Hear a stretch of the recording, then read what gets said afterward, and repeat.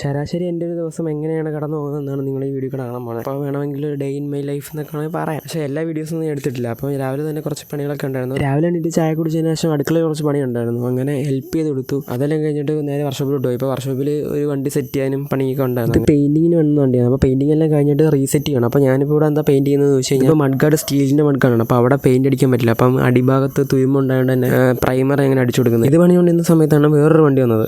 ഇതെന്താണെന്ന് വെച്ച് കഴിഞ്ഞാൽ ഇതിൻ്റെ ബെൽറ്റ് പൊട്ടിയിട്ട് വണ്ടി ഓടുന്നില്ല.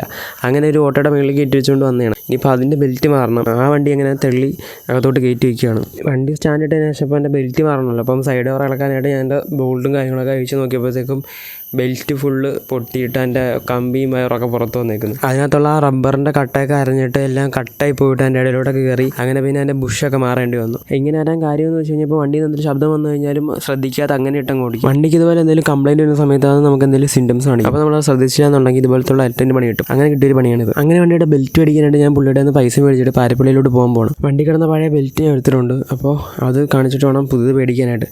അപ്പോൾ അങ്ങനെ ഞാൻ പൈസ എടുത്ത് വെച്ചു സെറ്റാക്കിയിട്ട് പോവാണ്.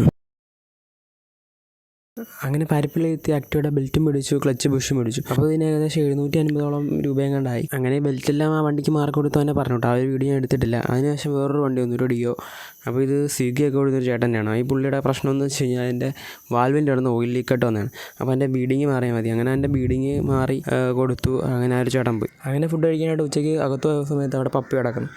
അങ്ങനെ പിന്നെ ഞാൻ ഫുഡ് കഴിച്ച് പിന്നെ കുറച്ച് സമയം കിടന്ന് ഉറങ്ങി. അങ്ങനെ വൈകുന്നേരം ആയപ്പോൾ എണീറ്റ് വൈകുന്നേരത്തെ ചായ കുടിക്കും കഴിഞ്ഞ് കുറച്ച് പണിയുണ്ടായിരുന്നു. അതും കഴിഞ്ഞ് അതിൻ്റെ വീഡിയോസൊന്നും ഞാൻ എടുത്തിട്ടില്ല. അപ്പോൾ ഇത്രയുള്ള ഇന്നത്തെ ഒരു വീഡിയോസ് എന്ന് പറയുന്നത്. രാത്രി ഫുഡ് കഴിക്കാനായിട്ട് വന്നപ്പോൾ പപ്പി ഇങ്ങനെ ഫുഡിന് വേണ്ടി വെയിറ്റ് ചെയ്തിരിക്കുക. അതാണ് ഇങ്ങനെ ഇരിക്കുന്നത്. അപ്പോൾ ഇത്രയൊക്കെ ഉള്ളൂ ഇന്നത്തെ ഒരു വീഡിയോ എന്ന് പറയുന്നത്. അപ്പം എല്ലാവർക്കും ബൈ.